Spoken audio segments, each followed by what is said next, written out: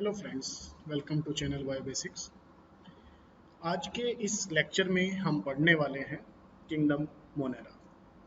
पिछले दो वीडियोस में हमने जाना था बायोलॉजिकल क्लासिफिकेशन क्या है, 5 किंगडम्स सिस्टम जो आर.एच. विटेकर ने दिया है वो किस तरह से किस बेसिस पर ऑर्गेनिजम्स को 5 किंगडम्स में डिवाइड किया हुआ है।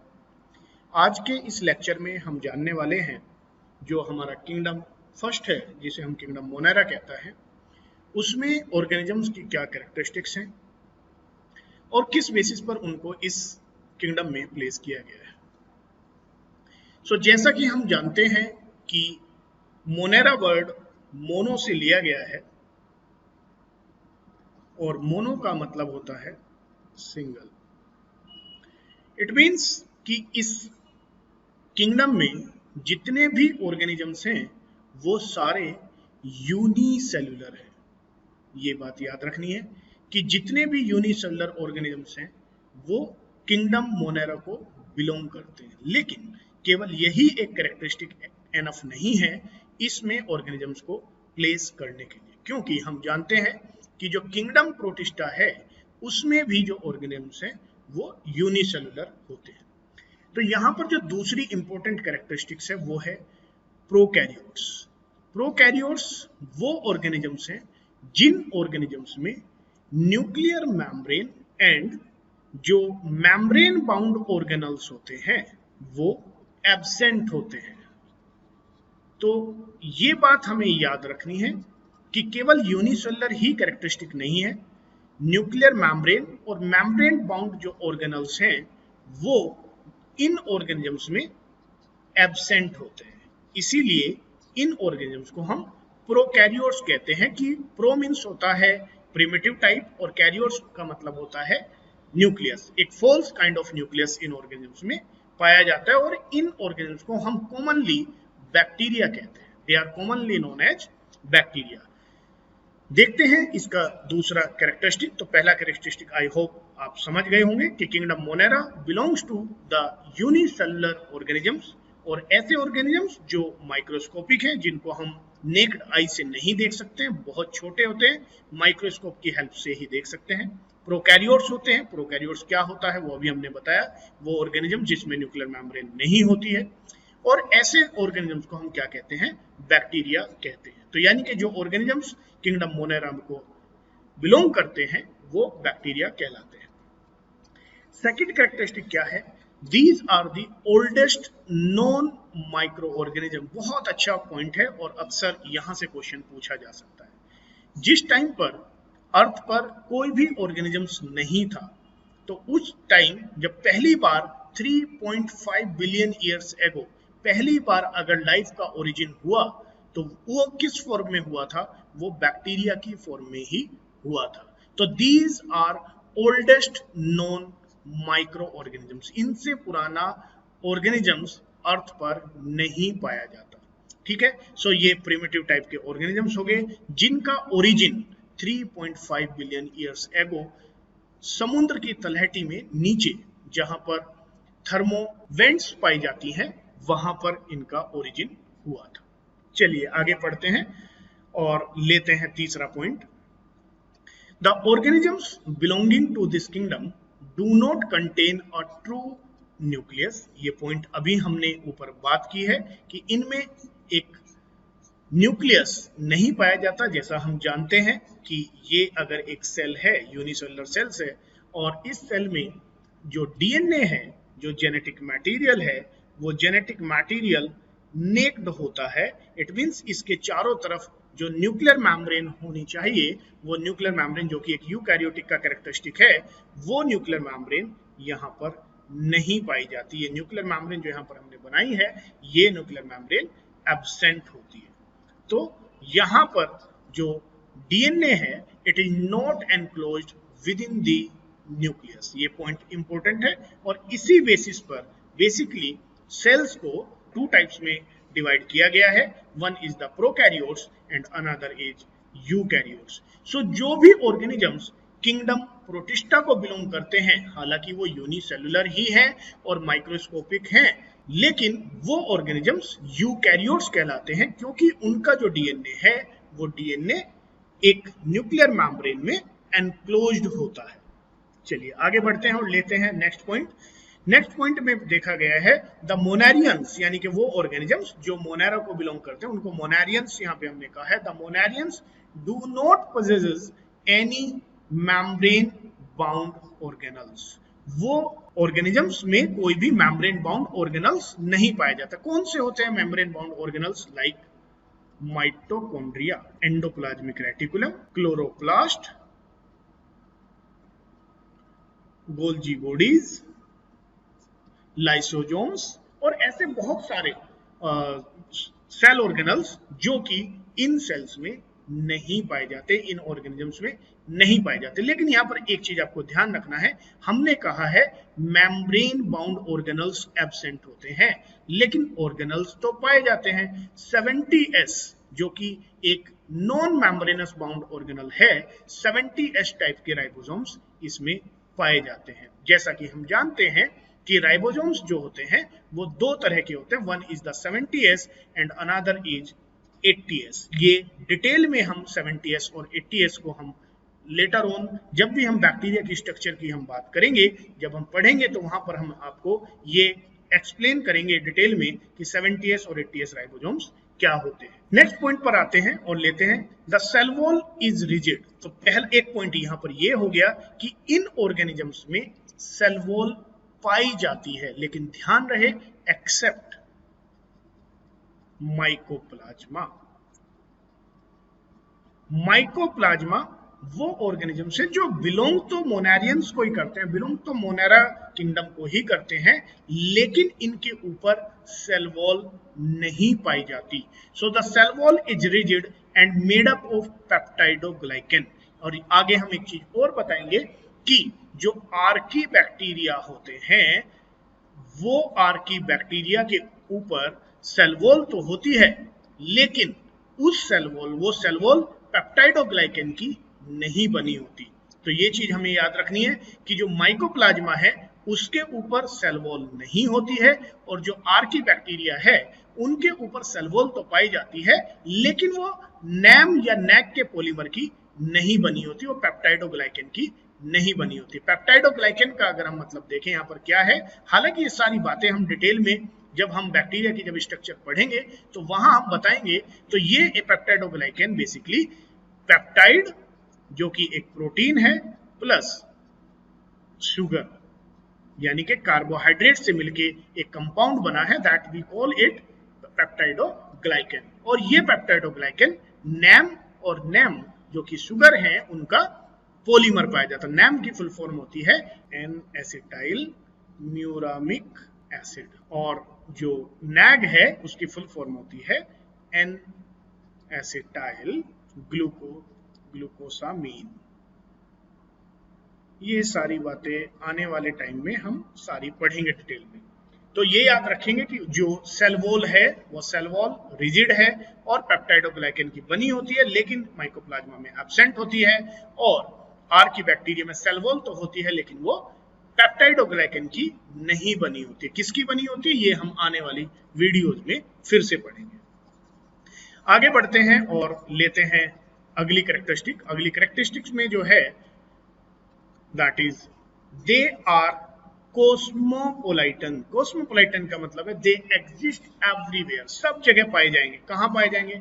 ये एयर में होंगे, ये सॉइल में होंगे, ये वाटर में होंगे, हर जगह पर जो मोनेरियंस हैं, जो बैक्टीरिया हैं, वो हर जगह पर पाए जाते हैं। So they are found in hot springs, snow, deep oceans, और as a parasite, as a symbiotic in the organism as well, right. हमारी जो इंटेस्टाइन है उसमें भी कुछ बैक्टीरिया पाए जाते हैं जो सिम्बायोटिकली हमारे साथ रहते हैं। तो जो मोनेरियंस हैं वो कॉस्मोपोलाइटन कहलाते हैं। नेक्स्ट पॉइंट लेते हैं और नेक्स्ट पॉइंट है it they are heterotrophic as well as autotrophic. जो ऑर्गेनिजम्स इस कैटेगरी को बिलोंग करते हैं वो अपना खाना दूसरे से भी लेते हैं, या फिर ऐसा होता है कि वो अपना खाना खुद भी बना सकते हैं। तो जो ऑटोट्रोफिक है उसके एग्जाम्पल अगर हम लें तो हमें पता है that is the blue, green algae. तो यहां पर आपको कंफ्यूज नहीं होना है, एल्गी वर्ड आया है तो एल्गी वर्ड सिर्फ इसीलिए लिया गया है क्योंकि ये ऑटोट्रोफिक होते हैं, ये अपना खाना खुद बना सकते हैं, राइट। लेकिन ये एल्गी नहीं है, ये बैक्टीरिया है, ये आपको याद रखना है। इनका दूसरा नाम अगर मैं कहूं तो यहां पर इनका दूसरा नाम है दैट इज साइनोबैक्टीरिया। तो साइनोबैक्टीरिया का दूसरा नाम ब्लू ग्रीन एल्गी है जो ऑटोट्रोफिक होते हैं। बहुत सारे ऐसे बैक्टीरिया हैं जो हेटरोट्रोफिक होते हैं, जैसे हम स्यूडोमोनाज की बात करें, ई कोलाई की बात करें, साल्मोनेला की बात करें। वो ऑर्गेनिजम्स कुछ पैरासिटिक फॉर्म में रहते हैं, कुछ सैप्रोफाइटिक होते हैं और कुछ सिम्बायोटिक होते हैं। पैरासिटिक वो होते हैं जो दूसरे किसी होस्ट पर डिपेंडेंट होते हैं, डिपेंडेंट ऑन होस्ट। ये होस्ट से अपना खाना लेते रहते हैं और साथ ही साथ उस होस्ट को नुकसान करते रहते हैं। जैसे हम बात करें टीबी, ट्यूबरकुलोसिस, एमटीबी बैक्टीरिया की वजह से ट्यूबरकुलोसिस होती है, माइकोबैक्टीरियम ट्यूबरकुलोसिस, राइट, जो बैक्टीरिया कोज करता है। और ऐसे बहुत सारे बैक्टीरिया हैं जो इन्फेक्शियस होते हैं, जो डिजीज कोज करते हैं, वो सारे ही पैरासिटिक बैक्टीरिया होते हैं। दूसरा जो बैक्टीरिया सैप्रोफिटिक, सैप्रोफाइटिक बैक्टीरिया वो होते हैं जो डीकंपोजर का काम करते हैं। डीकंपोजर यानी कि जो डेड मटेरियल्स होता है, उस डेड मटेरियल्स को डीकंपोज करने का काम करते हैं, उनको हम सैप्रोफाइटिक बैक्टीरिया कहते हैं। सिम्बायोटिक यानी कि जिसमें ये किसी ना किसी दूसरे ऑर्गेनिजम्स के साथ में एसोसिएशन करके रहते हैं, लेकिन उस ऑर्गेनिजम्स को यानी कि उस होस्ट को नुकसान नहीं पहुंचाते हैं। तो सिम्बायोटिकली ये कोई ना कोई फायदा उस ऑर्गेनिजम को देते हैं और बदले में उनसे फूड लेते रहते हैं। ऐसे बैक्टीरिया जो कि हमारी इंटेस्टाइन में ई कोलाई एक बैक्टीरिया पाया जाता है, वो बैक्टीरिया हमारी बॉडी में सिम्बायोटिकली रहता है, राइट। वो हमें विटामिन्स प्रोड्यूस करता है प्लस हमारी इंटेस्टाइन से फूड लेता रहता है। तो वो इस तरह का बैक्टीरिया हमारी बॉडी में सिम्बायोटिकली रहता है। चलिए आगे बढ़ते हैं और लेते हैं अगला पॉइंट। अगले पॉइंट में हमने देखा है कि दैट इज द एनारोबिक और एरोबिक ऑर्गेनिजम्स। जो इस कैटेगरी को बिलोंग करते हैं, जो मोनेरा किंगडम को बिलोंग करते हैं, वो एरोबिक भी होते हैं और एरोबिक भी होते हैं। एनारोबिक से मतलब यहां पर यह है कि विदाउट ऑक्सीजन भी सरवाइव कर सकते हैं, और ये ऑर्गेनिजम्स जो हैं वो ऑक्सीजन पर डिपेंडेंट होते हैं।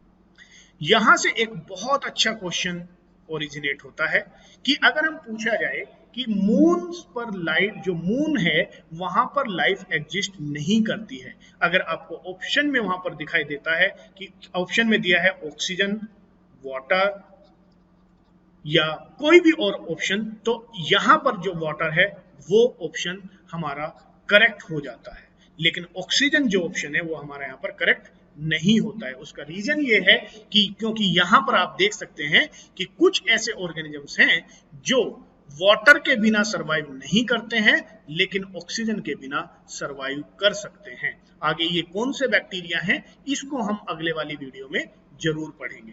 तो ये याद रहे कि जो बैक्टीरिया हैं वो एनारोबिक भी होते हैं और एरोबिक भी होते हैं। विदाउट ऑक्सीजन भी सरवाइव कर सकते हैं और विद ऑक्सीजन भी सरवाइव करते हैं। आगे बढ़ते हैं। नेक्स्ट पॉइंट हमारा यहां पर है कि इनमें रिप्रोडक्शन कैसे होता है, ये डिवाइड कैसे करते हैं, नंबर में कैसे इंक्रीज होते हैं। So they can increase by asexual reproduction. Asexual reproduction का मतलब ये होता है कि जिसमें only one parent is involve, one parent is involve, no gamete formation.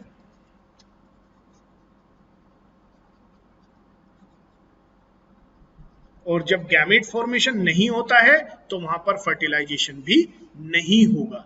तो इस तरह ये जो ऑर्गेनिजम्स हैं, ये ऑर्गेनिज्म एसेक्सुअली, मेनली एसेक्सुअली ही रिप्रोड्यूस करती हैं। लेकिन ये नहीं बोलना है कि यहाँ पर सेक्सुअल रिप्रोडक्शन जो है वो एब्सेंट है। जी नहीं, मैंने ये अभी तक नहीं कहा है कि यहाँ पर सेक्सुअल रिप्रोडक्शन एब्सेंट है। मैंने ये कहा है कि मेनली, मोस्टली जो बैक्टीरिया हैं वो एसेक्सुअली ही रिप्रोड्यूस करती हैं। ये चीज आपको ध्यान रखना। अब वो एसेक्सुअल रिप्रोडक्शन किस तरीके से करती है, वो बाइनरी फ्यूजन करती है। क्या होता है बाइनरी फ्यूजन? कि जिस टाइम पर ये एक ऑर्गेनिज्म है जो कि यूनिसेलुलर है, ये बाहर से फूड को इनटेक करता रहता है, ग्रोथ होगी, साइज इंक्रीज करेगा, और उसके बाद ये ऑर्गेनिजम्स अपनी सेल को, सेल सरफेस एरिया को और वॉल्यूम के रेशियो को मेंटेन रखने के लिए ये बैक्टीरिया दो इक्वल हाफ्स में डिवाइड हो जाता है। तो यहां पर एक बैक्टीरिया दो बैक्टीरिया में डिवाइड हो जाता है और इस प्रोसेस को हम बोलते हैं बाइनरी फिजन और एमाइटोसिस। याद रहे ये पॉइंट भी इंपॉर्टेंट है। एमाइटोसिस का मतलब ये होता है कि जो प्रोकैरियोट्स होते हैं उनमें माइटोसिस एब्सेंट होती है। बहुत इंपॉर्टेंट पॉइंट है, इसको याद रखना। एमाइटोसिस जो है वो उसमें माइटोसिस नहीं पाई जाती।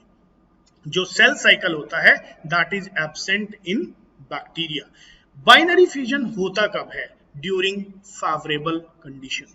फेवरेबल कंडीशन जहां पर जब प्लेंटी ऑफ फूड इनके पास है, स्पेस की कमी नहीं है, तो ये रैपिडली मल्टीप्लाई करते हैं, रैपिडली रिप्रोडक्शन करते हैं by using the binary fusion. Second जो इनके पास एसेक्सुअल रिप्रोडक्शन का तरीका है वो एंडोस्पोर फॉर्मेशन है। एंडोस्पोर फॉर्मेशन, एंडोस्पोर क्या होता है, ये सब बातें हम आने वाली वीडियो में, आने वाले लेक्चर्स में सारी पढ़ेंगे। तो एंडोस्पोर फॉर्मेशन कब होता है? जब कंडीशंस अनफेवरेबल है। अब ऐसी कंडीशन आ गई है जो फूड की कमी हो गई है, स्पेस की कमी हो गई है, टेम्परेचर की कमी हो गई है, तो उस कंडीशन में जो बैक्टीरिया है वो एंडोस्पोर बना के छोड़ देता है। एंडोस्पोर में बहुत सारी लेयर्स बन जाती हैं जो कि उस बैक्टीरिया के जेनेटिक मटेरियल को और साइटोप्लाज्म को प्रिजर्व करता है। और जैसे ही फेवरेबल कंडीशन आती है वो एंडोस्पोर्स में से सिस्ट बन के नया बैक्टीरिया एक ओरिजिनेट होता है और फिर से वो मल्टीप्लाई करके वो बहुत सारे ऑर्गेनिजम्स में कन्वर्ट हो जाता है। एंडोस्पोर क्या होता है इसको हम आने वाले वीडियो में पढ़ेंगे। तो दूसरे तरह का जो रिप्रोडक्शन है यहाँ पे जो देखा गया है वो सेक्सुअल रिप्रोडक्शन है। सेक्सुअल रिप्रोडक्शन का मतलब ये होता है कि there is involvement of the two parents, और you can say there is a mixing of the genetic material from two different parent और टू डिफरेंट ऑर्गेनिजम्स। कौन कौन से तरीके से यहाँ पर होता है? That one is the conjugation, another is the transduction and third is the transformation। कैसे होता है, क्या होता है, ये तीनों ही हम एक सेपरेट वीडियो में पढ़ेंगे जहां पर हम सिर्फ ये बताएंगे रिप्रोडक्शन और sexual reproduction in bacteria. That is very important topic, इसलिए इसको हम अलग से एक वीडियो में कवर करेंगे। आगे बढ़ते हैं और लेते हैं नेक्स्ट पॉइंट। मोस्टली जो बैक्टीरिया होते हैं वो नॉन मोटाइल होते हैं, उनमें लोकोमोशन नहीं होता, लेकिन कुछ जो बैक्टीरिया होते हैं उनमें लोकोमोशन पाया जाता है और वो जो लोकोमोटरी ऑर्गन है दैट इज फ्लैजेला। ध्यान रहे इसमें फ्लैजेलम जो होता है बैक्टीरिया में, there is a fibre like structure like this and this movement in this flagella basically causes the locomotion in bacteria. तो ये क्या होता है, फिर से हम जो बैक्टीरिया की जिस टाइम पर हम स्ट्रक्चर पढ़ेंगे वहां पर इसको हम फ्लैजेला को भी डिटेल में पढ़ेंगे। मूव करते हैं अगले पॉइंट की ओर और यहां पर हम पढ़ने वाले हैं classification of bacteria on the basis of shape. Shape के आधार पर हम बैक्टीरिया को डिवाइड करते हैं। यहां से भी कई बार क्वेश्चन पूछ लिया जाता है। देखते हैं जी क्या होता है। Bacteria are classified into 4 groups. 4 group में बैक्टीरिया को बांट दिया गया है on the basis of shapes. कौन कौन सी शेप हो सकती है? पहली शेप हो सकती है कोकाई। कैसी होती है कोकाई शेप? स्फेरिकल, ये वाली, ये जो है ये क्या है, ये एक कोकाई शेप है, इसीलिए इस बैक्टीरिया का नाम क्या रखा है? स्टेफाइलोकोकस। कोकस वर्ड जो है ये क्या रिप्रेजेंट कर रहा है कि जो शेप है वो कोकाई है, यानी कि स्फेरिकल है, राइट। तो ये इसका एग्जांपल यहाँ पे रखा है स्टेफाइलोकोकस। दूसरा यहाँ पर जो शेप है वो है रोड शेप। रोड शेप वाले जो बैक्टीरिया होंगे उनको हम क्या बोलेंगे? बैसिलाई। इसका एग्जांपल ई कोलाई है, इसका एग्जांपल बैसिलस है। तो इस तरह के जो बैक्टीरिया होते हैं वो इस शेप के होते हैं और ये आप देख सकते हैं कि इसकी जो शेप है वो रोड के जैसी है। तो इस तरह के ऑर्गेनिज्म को हम बोलते हैं बैसिली ऑर्गेनिज्म, माइक्रो ऑर्गेनिज्म। तीसरा जो यहाँ पर है वो है स्पाइरिला। स्पाइरिला नाम से ही इंडिकेट हो रहा है कि जो बैक्टीरिया है उनकी शेप कैसी होगी?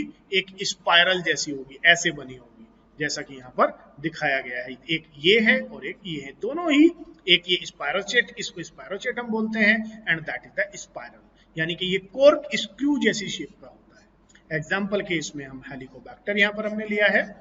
तो ये आप याद रखेंगे कि 4 तरह के होते हैं। One is the cocci, second the bacilli, third is the spiral and the fourth one is the vibrio. Vibrio जो है वो कोमा शेप का होता है। क्यों कोमा शेप का होता है? क्योंकि इसमें इस तरह से एक फ्लैजिला जरूर होता है, यानी कि विब्रियो जितने भी बैक्टीरिया होंगे वो सारे ही फ्लैजिलेटेड होंगे और यही फ्लैजिला बेसिकली उसकी शेप कोमा शेप बनाता है। और इसका एग्जांपल हमने लिया है विब्रियो कोलेरा। चलिए आगे बढ़ते हैं। नेक्स्ट पॉइंट यहाँ पर है they can exist as single cell in pairs, chains और क्लस्टर। बहुत अच्छा पॉइंट यहाँ पे दिया गया है। फर्दर इसके बाद हम फिर से इसको डिवाइड कर सकते हैं। जैसे ये हमारा एक बैक्टीरिया है, इसको हमने कहा ये अगर इस शेप में है तो हम इसको बोलेंगे मोनोकोकस। जैसा इसमें कहा है कि bacteria can exist in single cell और may exist in the form of 2, ऐसे 2 कॉलोनी बना के 2 अलग बैक्टीरिया कॉलोनी बना के रह सकते हैं। तो जैसे हमने सिंगल के लिए वर्ड किया मोनोकोकस, तो यहां पर डबल के लिए हम यूज करेंगे डिप्लोकोकस। अगर यहां पर एक चेन में पूरी इस तरह से एक चेन में बैक्टीरिया अरेंज्ड हैं तो इसको हम क्या बोलेंगे? That is known as strip. जैसी हमें एक दिखाई दे रही है, कैसा दिख रहा है? एक स्ट्रिप हमें दिखाई दे रही है, तो इसी नोन एज स्ट्रेप्टोकोकस। इसको हम क्या बोल देंगे? स्ट्रेप्टोकोकस, क्योंकि हम इसकी बात कर रहे हैं इसलिए स्ट्रेप्टोकोकस। नहीं तो अगर हम किसी बैक्टीरिया को याद करें तो वो क्या होगा? स्ट्रेप्टोबैसिली, अगर हम यहाँ पे रोड शेप को देखेंगे तो। या फिर ये क्लस्टर्स की फॉर्म में होता है। 3D स्ट्रक्चर ऐसे बना सकते हैं, ऐसे क्लस्टर्स में लगे हो सकते हैं। तो जब ये क्लस्टर्स में लगे होंगे then it is known as staphylo. तो यहां पर जब हम स्टेफाइलोकोकस की बात करते हैं सो ये इंडिकेट होता है कि ये जो बैक्टीरिया है ये स्फेरिकल है और इस तरह से क्लस्टर्स की फॉर्म में पाया जाता है। That is the staphylococcus. Now we move to the next point. Okay, next point, classification of bacteria on the basis of number of flagella. Flagella के नंबर के आधार पर हमने यहां पर बैक्टीरिया को क्लासिफाई किया हुआ है। सबसे पहला लेते हैं ए ट्राइकस। नाम से ही इंडिकेट होता है, ट्राइकस का मतलब ही फिलामेंट होता है, यानी कि फ्लैजेला है। ये हमें याद रख सकते हैं। ए का मतलब है एब्सेंट, तो ऐसे बैक्टीरिया जिसमें फ्लैजेला एब्सेंट हो, यानी कि पाया नहीं जाता है, और ऐसे बैक्टीरिया को हम क्या बोलते हैं? ए ट्राइकस। एग्जाम्पल पे हमने यहां पे रखा है कॉर्नी बैक्टीरियम। दूसरा लेते हैं, नाम फिर से इंडिकेट कर रहा है, it is the monotrichous. Mono का मतलब अभी हमने आपको बताया था होता है single. It means there is only one flagellum is attached to one end of the bacteria. जैसे कि अभी हम ऊपर पढ़ गए विब्रियो कोलेरा, तो जो भी बैक्टीरिया विब्रियो होंगे उनमें एक फ्लैजेलम पाया जाता है एक एंड पे, इसीलिए विब्रियो की जो शेप है वो कोमा शेप बन जाती है। नेक्स्ट लेते हैं, that is the third type, it is the cephalo और लोफोट्राइकस। अक्सर इसमें बच्चे कंफ्यूज होते हैं, कहीं पर लोफो आपको मिल जाएगा, कहीं पर आपको सिफालो मिल जाएगा। तो ये याद रखना है कि सिफालो का मतलब ही होता है सिफालिक एंड, यानी कि वन एंड। जैसे कि हम सिफालिक वर्ड यूज करते हैं ब्रेन के लिए, जिधर ब्रेन का डेवलपमेंट होता है, तो उसी तरह से यहाँ पर एंटीरियर एंड पर यहां पर क्या है? बहुत सारे फ्लैजेलम एक साइड पर क्लस्टर्स में रहते हैं, गुच्छे के फॉर्म में रहते हैं। तो इस तरह के जो पैटर्न होता है जिसमें इस तरह का फ्लैजेलम पाए जाते हैं, वहां पर हम बोलते हैं सिफालो या लोफोट्राइफस। याद रखना है एक एंड पर होते हैं, bunches of flagella is attached to one end. ये पॉइंट आपको याद रखना है कि एक ही एंड पर बहुत सारे फ्लैजेलम अटैच्ड होते हैं। एग्जाम्पल हमने यहां पर लिया है स्यूडोमोनास। फोर्थ टाइप का यहां पर लेते हैं, that is the amphitrichous. Amphitrichous में क्या है? Bunch of flagella arising from both and. ये 2-3 में यहां पर थोड़ा सा कंफ्यूजन हो जाता है, तो इन 3 को आप याद रख सकते हैं। एम्फी का मतलब ही होता है बोथ, सिफालो का मतलब ही होता है हेड, ओनली वन साइड। तो एम्फीट्राइकस दोनों तरफ, bunch of the flagella arising from both and. इस बार क्या है? ये हमारा बैक्टीरिया है, कुछ फ्लैजेलम इधर से निकले हैं बंच में और कुछ फ्लैजेलम इधर से निकले हैं, so that is amphitrichous. Example हमने यहाँ पे लिया है रोडोस्पाइरुलम, जो कि स्पाइरल शेप का है। नेक्स्ट पॉइंट यहाँ पर जो है, नेक्स्ट जो फिफ्थ टाइप का जो क्लासिफाई हमने किया है bacteria, that is the peritrichous. Peri का मतलब यहाँ पे पेरी से हम लेंगे पेरीफेरी, पेरीफेरी, पेरीफेरी यानी कि चारों तरफ उसका जो सरफेस एरिया है, ये हमारा बैक्टीरिया है। और इस बैक्टीरिया के चारों तरफ इस तरह से जो हमारे फ्लैजेलम है वो निकले रहते हैं। तो जैसे इसमें एग्जांपल हमने बैसिलस लिया, साथ में हम एग्जांपल ई कोलाई भी ले सकते हैं। ई कोलाई में भी पेरिट्राइकस काइंड ऑफ फ्लैजेलम पाया जाता है। I hope you understood characteristics of monarians as well as classification of bacteria on the basis of flagella and on the basis of shape. Next class में हम पढ़ने वाले हैं classification of bacteria on the basis of nutrition। साथ ही साथ हम जानेंगे कि आर्कीबैक्टीरिया और यूबैक्टीरिया क्या होते हैं। I hope you understood all about this class. If you liked this information, please press the button of like and subscribe the channel. Thank you so much for watching this lecture.